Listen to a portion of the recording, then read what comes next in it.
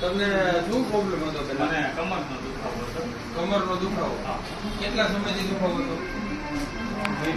મહિના દિવસ થયો. એટલે આમ કેટલા વર્ષથી 3 મહિના 4 મહિના કેવું થાય? એટલે 2 મહિના પહેલાથી દુખતો. 2 મહિના પહેલાથી. બરાબર. કેવું દુખતું હતું? સારું. ડોક્ટરે બીજા તમને શું કીધું હતું? સ્નાયુનો દુખાવો. સ્નાયુનો દુખાવો. સ્નાયુમાં સોજા છે. સ્નાયુના સોજા.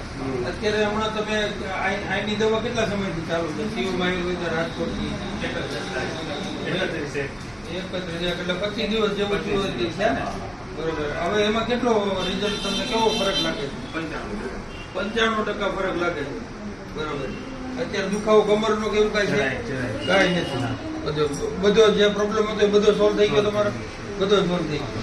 ઓકે, વાંધો નહીં. હવે આ વિડીયો ઘણા લોકો જોતા છે એને તમે શું કહેવા માંગો?